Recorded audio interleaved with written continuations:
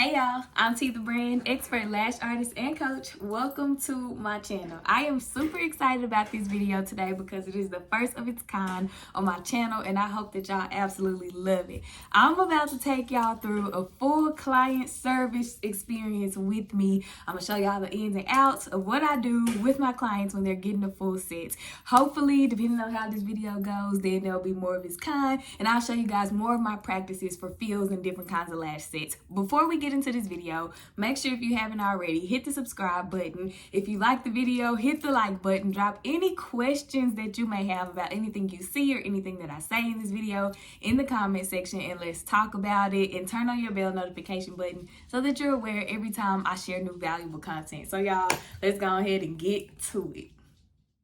The first thing that I do before I start lashing my clients, I always give them a lash bath. Making sure that my clients' lashes are clean before I get started is super important because the cleaner the lashes are when you do the application, it will help maximize their retention, and then they're getting more bang for their buck. So I always make sure that I clean downward on the lashes, like toward the nose, and then the lash line. Even when my clients have on lash extensions, this is my process because I want to make sure that if there's anything on the lashes, that comes off, and if there's anything on the lash line, that comes off as well. So right here I'm just rinsing her, so I'll just give some tips or some benefits of giving lash baths. Lash baths, you're starting on a clean surface. It gives your client a more luxurious feel. They don't feel like, they're just coming in and rushing. I think that clients really appreciate this part of the service. I know a lot of lash artists charge for lash baths. I do not charge my clients for lash baths. They are a part of their service because you shouldn't want to work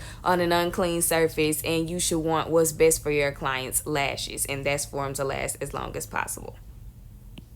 So after I get my client's lashes clean and dry and brushed out, it's time to tape the bottom lashes down. I always let my clients know when a new client comes in, I let them know that we tape the bottom lashes down to prevent their eyes from being glued shut at the end of the service. So I always ask the client to look up at my face, because if they're like looking at the ceiling, their eyes are too close for me to be able to see all of the bottom lashes. So I always ask the client to look up at my face, and then I lay my tape in an X-shaped direction. This is microfoam tape. It's like office tape that I found on Amazon. It is very soft, very gentle, very safe for the skin. My clients have no problem, and I do have clients who have sensitive skin. I also use the Next Care hypoallergenic tape, the blue tape. I usually use that tape when I'm trying to lift inner or outer corners so that I can see the lash or place on the lashes better, or I'll use it like a thin layer over the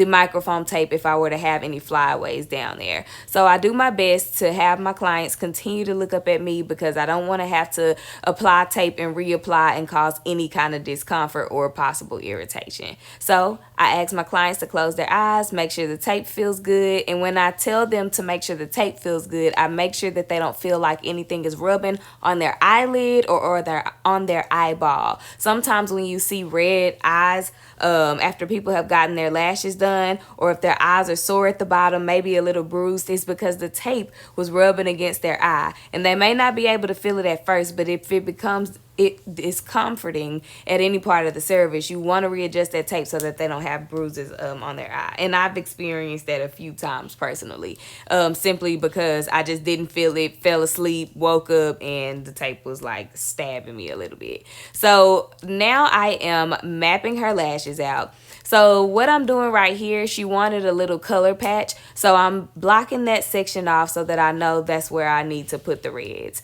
Now I'm just going in, kind of dividing her lashes up to create my lash map and make sure that, we got everything right and good, and that the eyes will be symmetric, and you won't have one eye looking like a volume and one eye looking like a hybrid.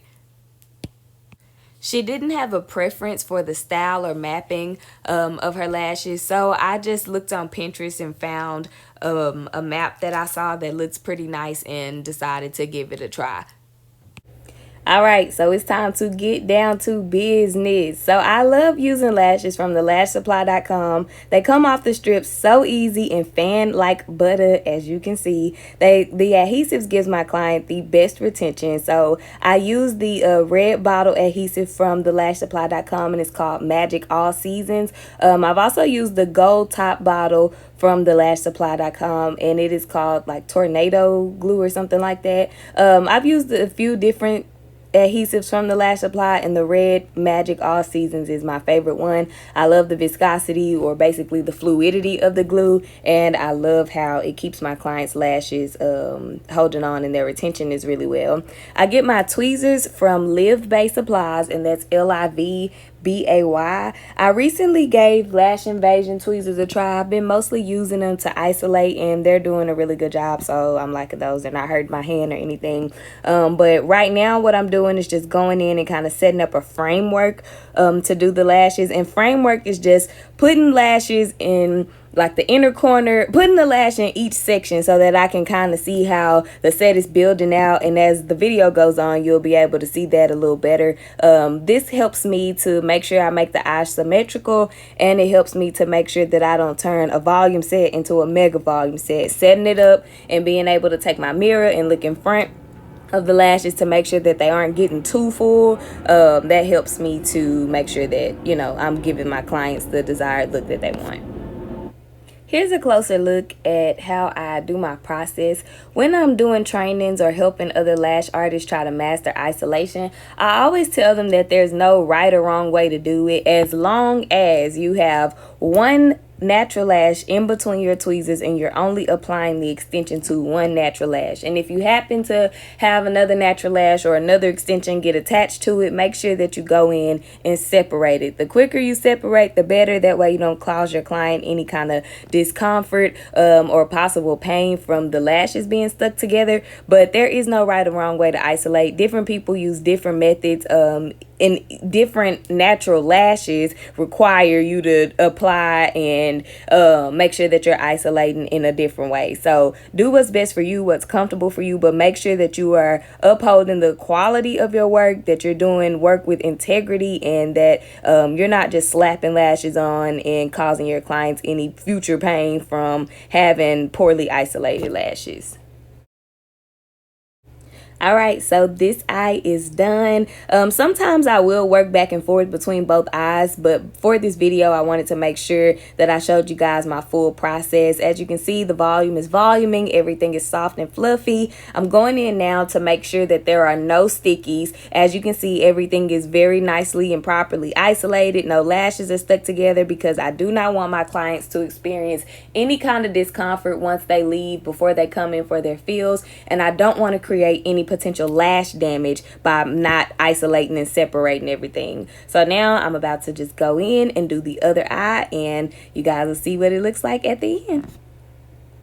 I think this video gives you a better example of what the framework I was talking about looks like. So as you can see, I'm just going through applying lashes to the different sections that I have blocked off for different lengths to make sure that I can build out the volume and not make the lashes too full.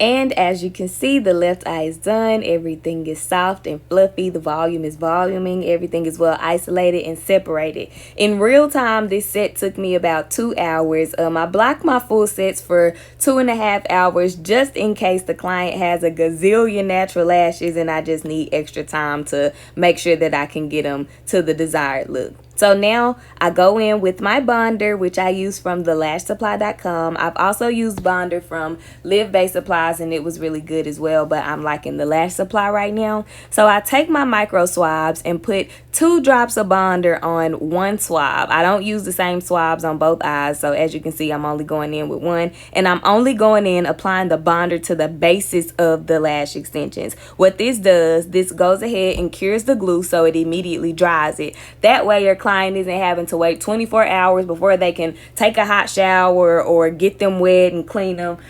It also helps to increase your client retention because the bonder is locking that glue into the natural lash so that they'll last longer. I recommend getting a bonder. I've had lash artists ask me if they should use a bonder before applying lashes so that the retention is better, and the answer is absolutely no. That is not how you increase retention. There is nothing that the bonder is bonding by just putting them on your natural lashes, and depending on the ingredients of your bonder, you may be dehydrating the lashes, which is going to make the retention horrible for your set. So only use bonder at the end of your set on the base of the lashes. They don't go all the way up to the top of the fan. So now I'm just making sure that her lashes are dry. We're going to go back in and brush them to make sure again that, you know, everything is still fluffy and fanning out well. And we're about to wrap the service up. Now this is everybody's favorite part of the service. You know it is over when that tape is coming off. As you can see, this tape comes off really smooth, really easy. I am having a hard time gripping it right here though. But once you get it in your grip, it'll be a lot easier to just pull up and pull over. If the tape does happen to get stuck to your client's skin, if you can tell that it is causing them issues or discomfort because it's pulling on the bottom lashes, you can always take the tape apart in two. So you can take the top layer off and then take the bottom layer off, just so that they're not experiencing any kind of discomfort. As you saw, that tape came up really easy after I got a good grip on it and was able to go ahead and pull it up. Ooh, I am ashy, but that's not what we finna worry about. See? Easy, nice, no discomfort to my client removing that tape. Once I get my client's tape removed, I always ask them to try to look up so that we can make sure there's nothing stuck and that nothing is burning, and we know that the adhesive is dry. And this is the finished product. This is how the lashes look at the end of the service. So y'all, that is it for this video. I hope that something that I said, something that I did, showed you guys was helpful. Again, if you have any questions, don't hesitate to drop them in the comment section. I love sharing knowledge about my lash journey and all that I've been able to grow through and learn about, so that your lash journey can be a little easier. So drop them in the comment section. Hit like, share the video, turn on your bell notification button, and please subscribe to the channel. I promise you'll love it here and you will grow. Thank y'all for watching this, and I will see y'all in the next one.